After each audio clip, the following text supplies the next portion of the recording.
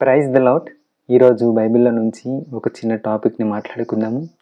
మాట్లాడుకునే ముందు మనం ఒక చిన్న ప్రార్థన చేసుకొని ఈరోజు బైబిల్ వాక్యంలోనికి వెళదాము. కళ్ళు మూసుకున్నట్లయితే మనం ఈరోజు దేవుని మనతో ఏ వాక్యం ద్వారా మాట్లాడుచున్నారు, మనల్ని ఎలా హెచ్చరిస్తున్నారు, మనల్ని ఎలా జీవిస్తామని చెప్పుచున్నారో మనము తెలుసుకోవడానికి ఒక చిన్న ప్రార్థన చేసుకొని వాక్యంలోనికి వెళదాం. దేవానికి ఘనమైన పదాలకి వందనాలు, స్తోత్రాలు ప్రభువా. ఇదిగో తండ్రి, ఈరోజు మాతో మీరు ఏం మాట్లాడుచున్నారో, ఏమి మాట్లాడబోచున్నారో అని మేము వెయిట్ చేస్తున్నాము. కానీ తండ్రి, మీరు ఎలాగైతే మమ్మల్ని హెచ్చరించాలనుకుంటున్నారో, ఎలా అయితే మమ్మల్ని ప్రేమించాలనుకుంటున్నారో, ఎలా అయితే మేము నడవాలనుకుంటున్నారో, నీ వాక్యం చొప్పున మమ్మల్ని నడిపించమని అడుగుచూ తండ్రి, వినగలిగే చెవుల్ని, గ్రహించగలిగే హృదయాన్ని ప్రతి ఒక్కరికి దయచేయమని అడుగుచూ, ఈ వాక్యం ఎవరి కోసం ఈరోజు చెప్పబడుచున్నదో వారి వరకు ఈ వాక్యాన్ని మీరు చేర్చమని అడుగుచూ తండ్రి, ఈ చిన్ని ప్రార్థన నీ సన్నిధికి చేర్చుకోమని ప్రభువు నామమున వినయముగా అడిగి వేడుకొనుచున్నాం తండ్రి. ఆమేన్. హల్లెలూయా.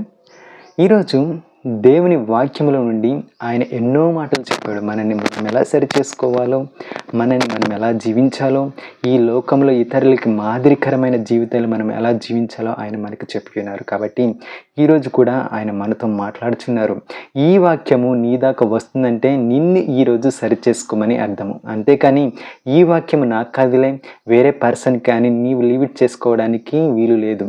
ఈ వాక్యము నీ దాకా వస్తుందంటే నీవు శ్రేష్ఠుడవి. ఇంకా దేవుడు వాత్సల్యము, ఆయన ప్రేమ నీ మీద చూపిస్తున్నాడు. కాబట్టి నిన్ను మారమని చెప్పి ఈరోజు ఆయన ఈ వాక్యమును నీ దాకా పంపించుచున్నారు. కాబట్టి వాక్యం జ్ఞాపకం చేసుకుందాము. అలాగే మన పరిశుద్ధ గ్రంథంలో మత్తయి సువార్త 7వ అధ్యాయంలో ఒక మాట రాసి ఉంటుంది. 7వ అధ్యాయం 3వ వచనంలో ఏంటంటే, నీ కంటిలోనున్న దూలముని ఎంచుక నీ సహోదరుని కంటిలోనున్న నలుచు చూచుట ఎలా అని. చూడండి ఎంత మంచిగా చెప్పి ఉన్నారు యేసుక్రీస్తు వారు.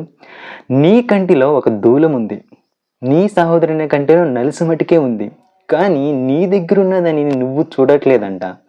నీవు దేనిని చూస్తున్నావు? నీ సహోదరుని దగ్గర ఉన్న నలుచుని, అంటే ఒక చిన్న దానిని నువ్వు చూస్తున్నావు, కానీ నీ దగ్గర చాలా పెద్దది ఉంది, ఆ దానిని నువ్వు చూడట్లా.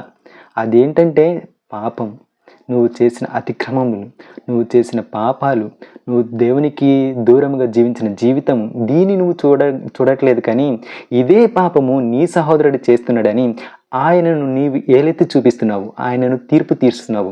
ఇదే 7వ అధ్యాయం మొదట్లో ఏమని ఉంటుందంటే, తీర్పు తీర్చకుడి, తీర్పు తీర్చవద్దని చెప్పుచున్నాడు. ప్రతి ఒక్క మనిషికి చెప్తున్నాడు, ఒక్కరికి చెప్పట్లా, పలానా వ్యక్తికే చెప్పట్లేదు. ఇది ప్రతి ఒక్క మనిషికి చెప్తున్నాడు. మీరు తీర్పు తీర్చకండి. అది మన పనా? తీర్పు తీర్చడం మన పనా? కాదు కదా. ఒకసారి ఆలోచించండి. తీర్పు తీర్చడం ఎవరి పని? దేవుని పని కాదే. ఆయన చేసే అంతవరకు మనం ఓపికతో ఉండాలి. నీకెందుకు ఓపిక ఉండట్లేదు? ఈరోజు నీవు ఇతరులను ఎందుకు తీర్పు తీరుస్తున్నావు? ఆయన మంచి చేసినా చెడు చేసినా నీకెందుకు? ఎదుటి పర్సన్ గురించి నిన్ను చూడమని చెప్పారా?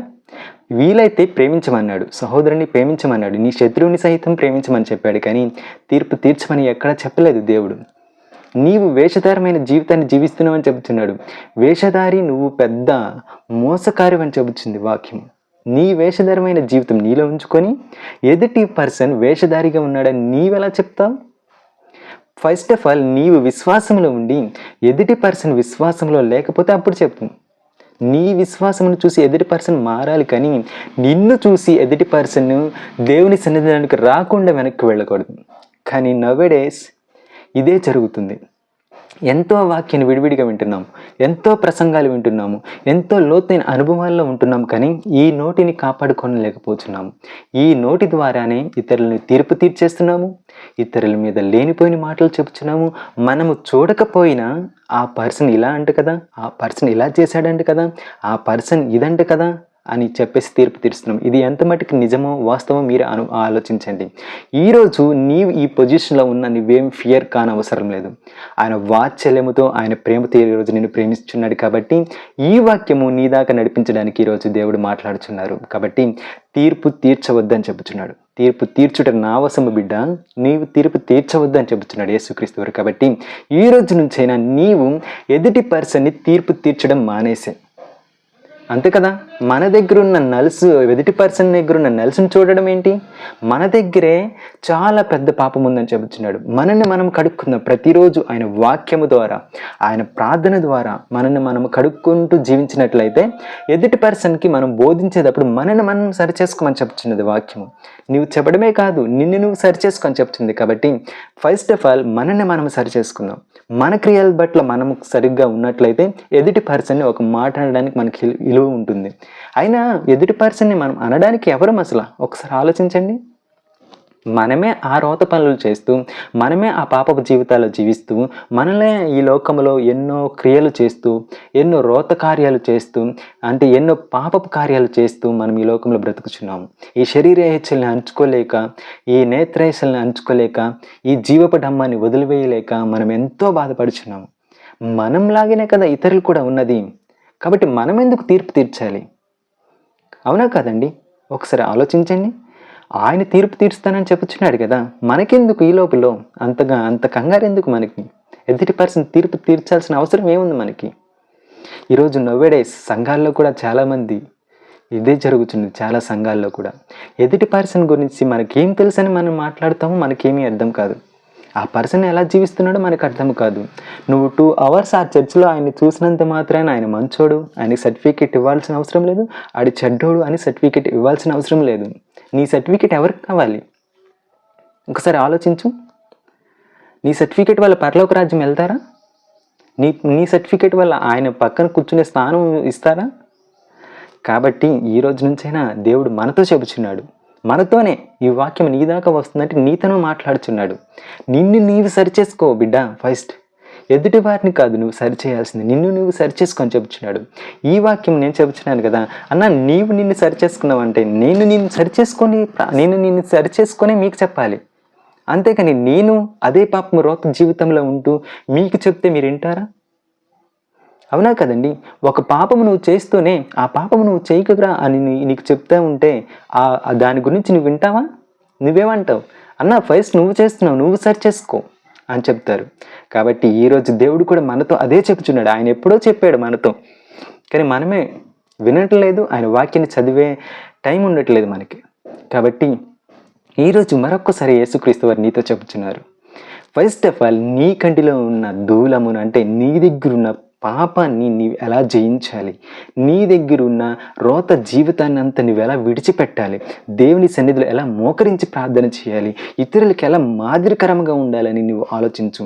ఇలాంటి ఆలోచనలు ఆలోచిస్తూ నీవు ఇతరులకు మాదిరికరమైన జీవితాన్ని జీవించు. అంటే ఒక రోల్ మోడల్గా జీవించు. అలా జీవిస్తూ నీవు ఇతరులకు చెప్తే నీ మాట వింటారు. అలా కాకుండా నీ పాపాన్ని నీలో ఉంచేసుకొని, నీ ద్వేషాన్ని, నీ అసూయను, నీ కల్మషమంతా నీ మనసులో ఉంచేసుకొని ఇతరుల కోసం నువ్వు మాట్లాడితే వాళ్ళు నీ మాటలు వినరు కదా. కాబట్టి ఈరోజు దేవుడు నీతోనే మాట్లాడుచున్నారని నీవు నమ్ముచున్నట్లయితే ఒక్కసారి ఆలోచించు. నీ దగ్గరున్న పాపాన్ని, శాపాన్ని, రోత జీవితాన్ని అంతా విడిచిపెట్టేసి నీవు దేవునికి ఎలా దగ్గరగా జీవించాలో ఆలోచించు. ఆఫ్టర్ దట్ నీవు ఇతరుల గురించి ఆలోచించడానికి నీ మైండ్ పెట్టు. ఫస్ట్ నీ గురించి ఆలోచించు, నీ సంఘం గురించి ఆలోచించు, నీ పరిచర్య గురించి ఆలోచించు, అలాగే నీ ఆత్మీయ జీవితం గురించి ఆలోచించు. నీవు సరిగ్గా ఉన్నట్లయితే ఇతరులకు బోధించడానికి నీవు సిద్ధపడు.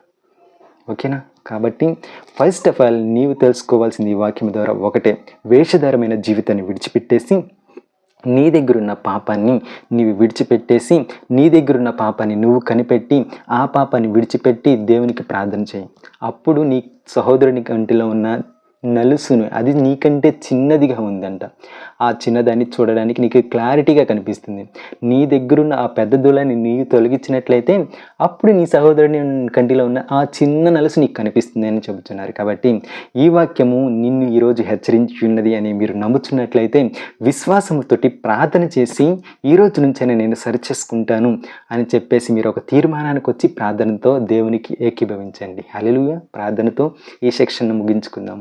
దేవా నీ ఘనమైన పాదాలకి వందనాలు స్తోత్రాలు ప్రభా. ఇదిగో తండ్రి నీవిచ్చిన వాక్యాన్ని బట్టి నీకు వందనాలు స్తోత్రాలు ప్రభా. ఇదిగో తండ్రి నీ కంటిలో ఉన్న దూలమును ఎంచక నీ సహోదరుని కంటిలో ఉన్న నలుసును ఎందుకు ఎంచుచున్నావు అని చెప్పుచున్నావు ప్రభా. ఇదిగో తండ్రి ఈ రోజు నుంచైనా ఈ వాక్యం ఎవరైతే వింటున్నారో, ఈ వాక్యం ఎవరైతే లిజనింగ్ అంటే ఎవరైతే వినబోచున్నారో తండ్రి, వాళ్ళందరికీ మీరు ఈ వాక్యాన్ని పంచిన విధానాన్ని బట్టి నీకు వందనాలు స్తోత్రాలు ప్రభా.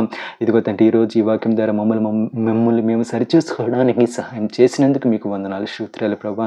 ఎంతమంది అయితే వాక్యం కోసం వేగిరపడుచున్నారో తండ్రి, వాక్యం వినుచున్నారు కానీ తండ్రి వాక్యానికి లోబడలేని స్థితిలో ఉంటున్నారు ప్రభా. వాళ్ళందరినీ మరొక్కసారి నీవు నీ వాత్సల్యము ద్వారా ప్రేమిస్తున్నావు ప్రభా. ఈ వాక్యాన్ని వాళ్ళ దాకా చేర్చి తండ్రి వారిని మరలా మార్చమని అడుగుతున్నాం ప్రభా. ఇదిగో ఎవరినైతే సరిచేయాలని ఈ వాక్యం చెప్పి వినవు తండ్రి, వారి వరకు ఈ వాక్యాన్ని మీరు చేర్చమని అడుగుతూ ఈ చిన్ని ప్రార్థన నీ సన్నిధికి చేర్చుకోమని ప్రభువు నామమున వినముగా అడిగి వేడుకొని బ్రతిమలాడుకొని పొందుకొనబోచున్నాం తండ్రి. ఆమేన్. హల్లెలూయా. వందనాలండి.